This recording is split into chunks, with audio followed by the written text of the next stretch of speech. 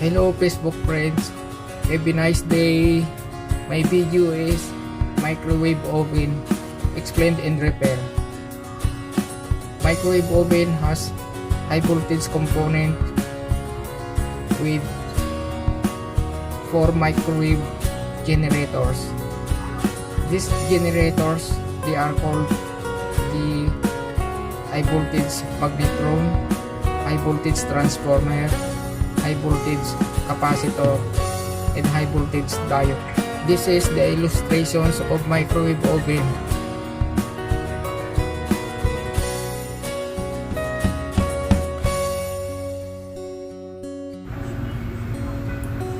Before handling troubleshooting of the components of microwave oven, always pull the plug and discharge the capacitor. Never attempt to make changes of any kind while the oven is on. The high voltage component inside microwave oven are at a negative potential with respect to chassis. If it's using high voltage probe, do not be tempted to interchange the probe and ground wire of the high voltage probe meter. Be sure to know how to use it in safety. Most likely, the problems of microwave oven are in the high voltage transformer, high voltage diode, high voltage capacitor, and high voltage magnetron.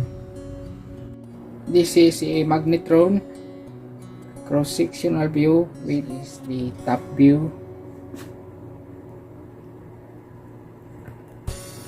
and the front view, and this is the power input of the magnetron. High voltage magnetron has common defect, mostly shorted and open. A shorted magnetron, it bypasses all current to ground. If the magnetron is open, the high voltage capacitor charges up and there is no more current through high voltage diode. But there will be initial transient. If it's much too high, whether fuse will blow. Using an ohmmeter can be quickly determine the reading of a short high voltage diode, short high voltage capacitor, short high voltage magnetron, as well as open magnetron filament.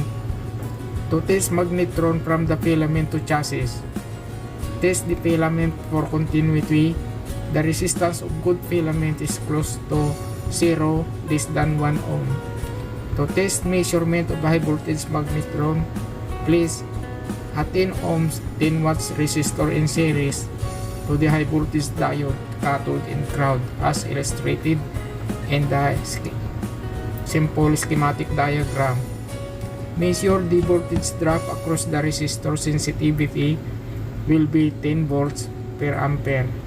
Normal anode current is around 300 to 400 milliampere for a typical oven. This will be negative 3 to negative 4 volts DC across the 10 ohm resistor with respect to chassis ground. If it's around this range, the magnetron is probably fine.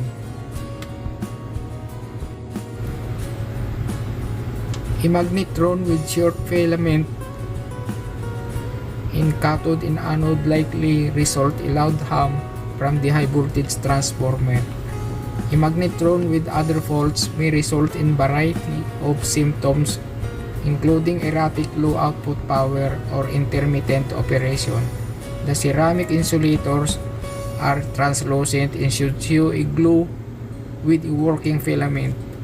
Evidence of arcing has visible blackening around ventilation holes in base with burnt odor indicates a bad magnetron. Melting can damage the antenna cover, may result of arcing due to problem in the oven cavity.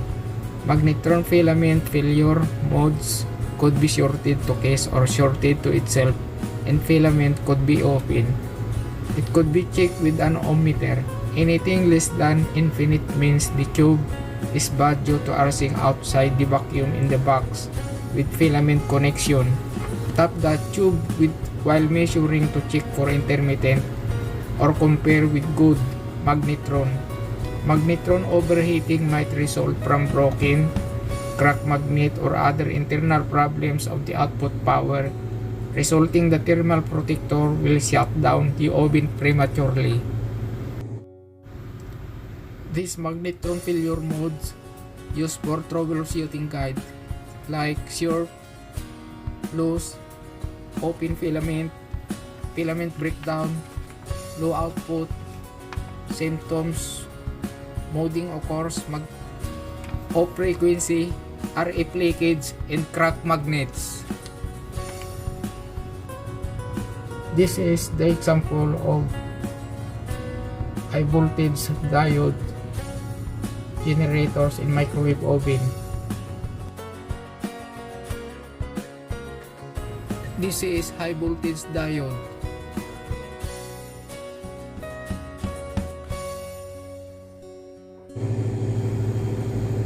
A shorted high voltage diode will likely result in loud hum from the high voltage transformer when cook cycle is initiated. The fuse will probably not blown. An open high voltage diode will result AC instead of DC across magnetron with a peak negative value. No detectable heat but no other symptoms. The resistance measured across the lead of high voltage diode should be greater than 10 megaohms in at least one direction when disconnected from the circuit.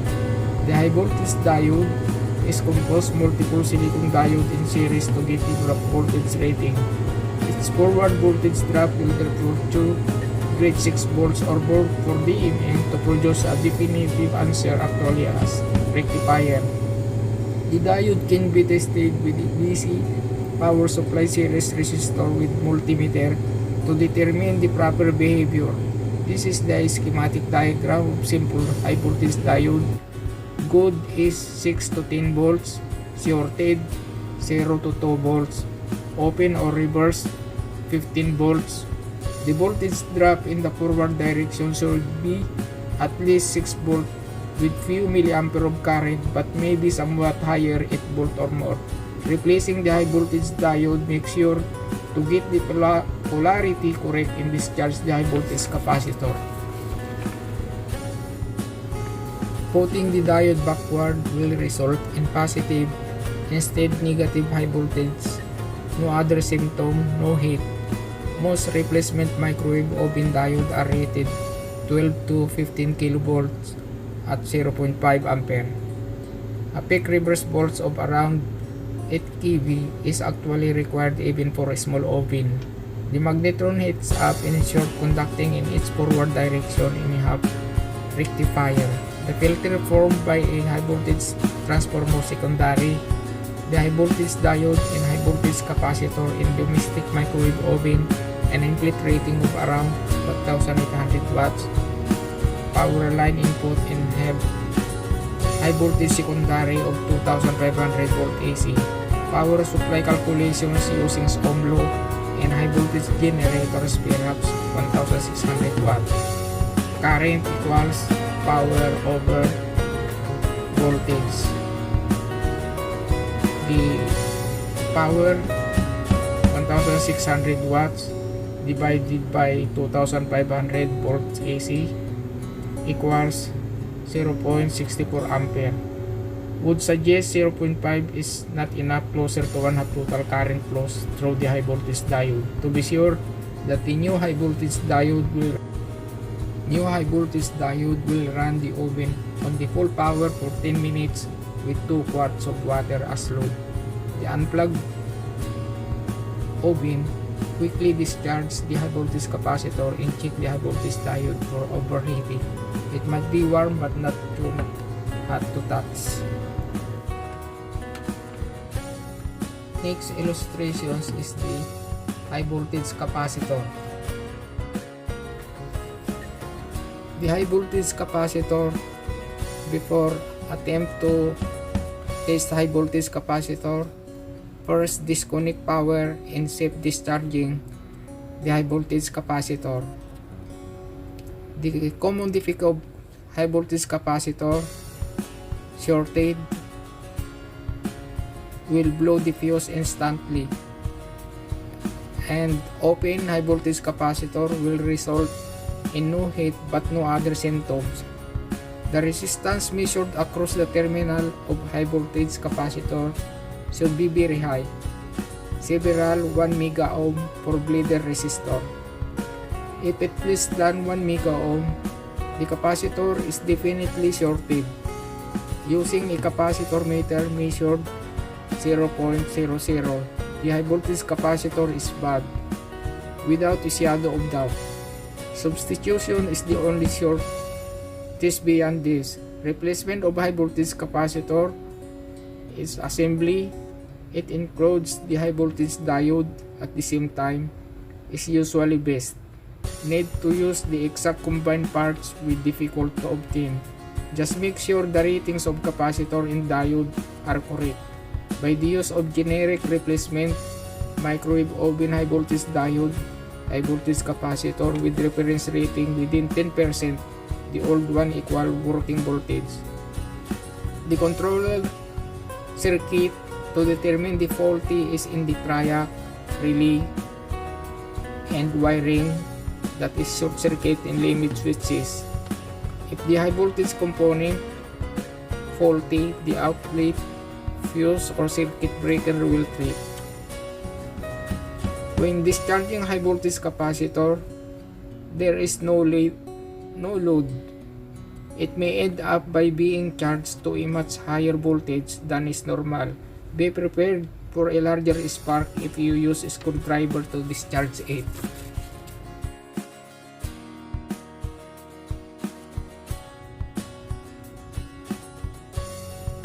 The next illustrations of microwave generator is the high voltage transformer.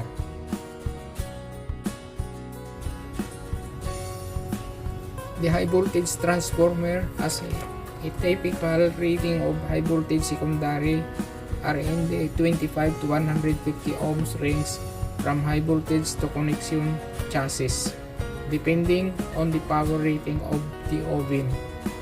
Testing the high voltage transformer is difficult without equipment. Only major short circuit can be identified in the transformer with an ohmmeter, since the nominal resistance of the winding is unknown. Open windings can be located and other faults can be identified by the process of elimination.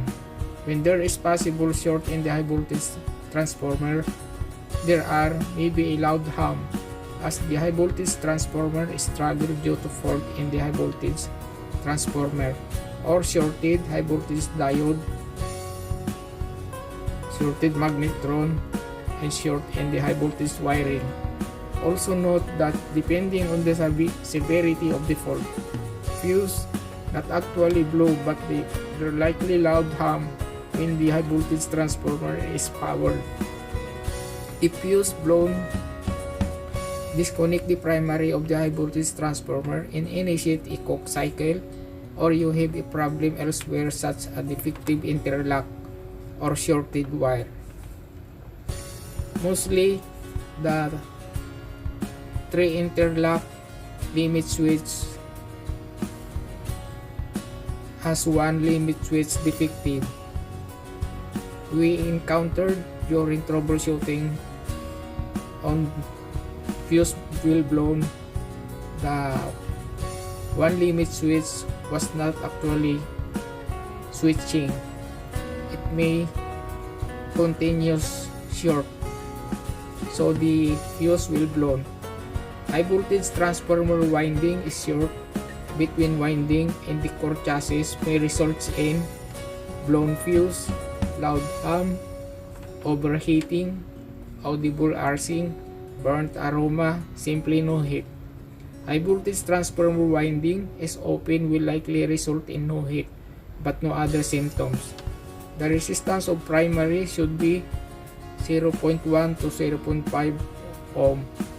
0.2 ohm typical. The resistance of filament winding likely to be so low as not to be detectable with multimeter. The only measurement easily made would be that there is no short to the chassis.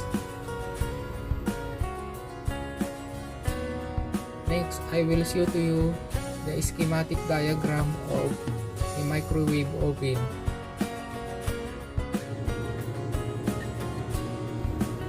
Thank you, Facebook friends, for watching my video so that you will know how to repair a microwave oven and detecting the problems of microwave generators. Thank you so much. Bye bye.